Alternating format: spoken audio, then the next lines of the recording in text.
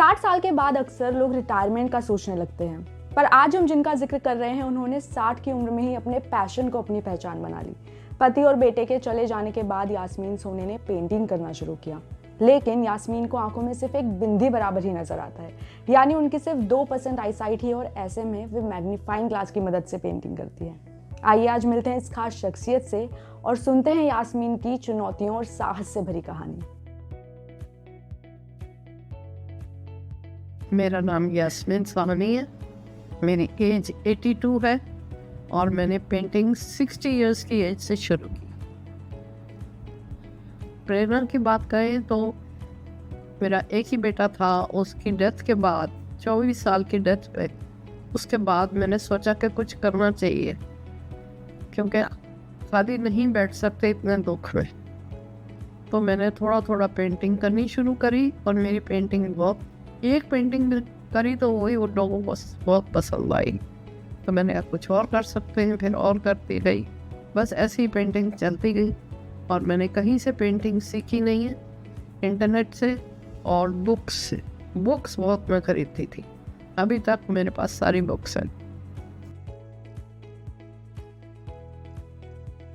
Challenging इसलिए होता है क्योंकि पूरी आँख में एक छोटे से डॉट से मुझे दिखाई देता है, तो मुझे वो मैच करना पड़ता है कि कहीं वो मैच हो जाए तो मैं ब्रश तकूँ। बहुत चैलेंजिंग होता है, थक जाते हैं, हाथ थक जाते हैं, गर्दन थक जाती है, इतनी पास जाके पेंट करना पड़ता है, तो बहुत बहुत ज़्यादा चैलेंजिंग है। पहले तो मैं कॉपी ही कर रही थी क्योंकि पता नहीं था कि क्या करना चाहिए पेंट, और मैं अब जिस वक्त मुझे कोई भावना मन में आती है मैं पेंट कर रही थी। अच्छी फोटो कहीं भी दिखती थी तो मैं वो पेंट करती थी। फिर और बहुत क्योंकि मेरी ड्राइंग बहुत अच्छी है इसलिए मैं पेंटिंग कर सकती थी। और उसके बाद में जब हम उनसे मुलाकात हुई, मिस्टर इब्राहिम अलकाजी जो एक ग्रेट ड्रामेटिस्ट थे हमारे कंट्री के, उन्होंने कहा आपका काम बहुत अच्छा है लेकिन कॉपी मत कीजिए, अपना स्टाइल बनाइए।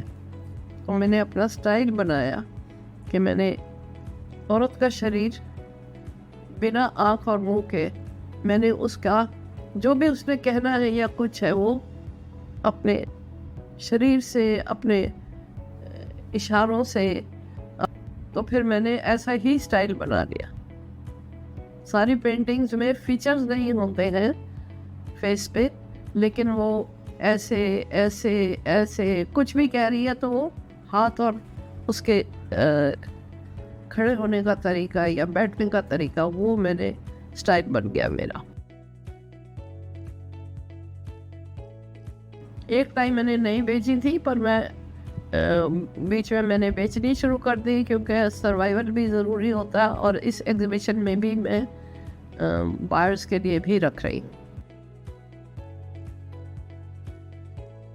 जब 94 में मेरे बेटे की डेथ हुई, वो 24 साल का था, नेवी का ऑफिसर था, जिसे किसी ने ट्रेन में से धक्का दे दिया था। उसके बाद फिर उठना बड़ा मुश्किल था, बहुत ही मुश्किल था। तो हम गैलरीज में जाने लगे और वही टाइम था कि मैंने सोचा कि मैं थोड़ा थोड़ा पेंटिंग करूं।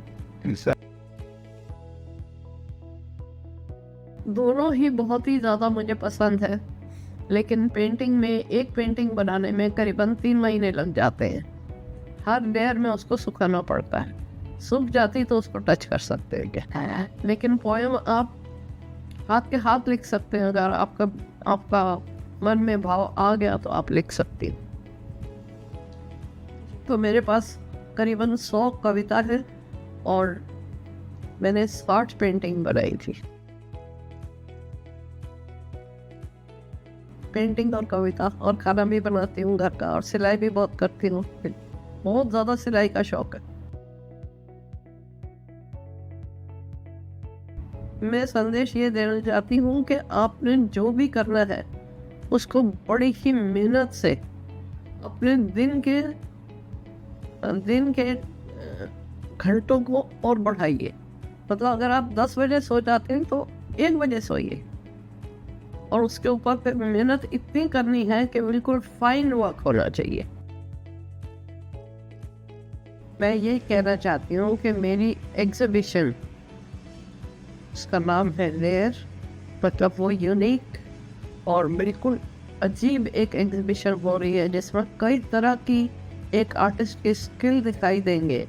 आपको ज़रूर आना चाहिए। वो 18 तारीख से 23 तारीख तक बॉम्बे आर्ट सोसाइटी बांद्रा में हो रही है। आपको मैं वहीं मिलना चाहती हूँ।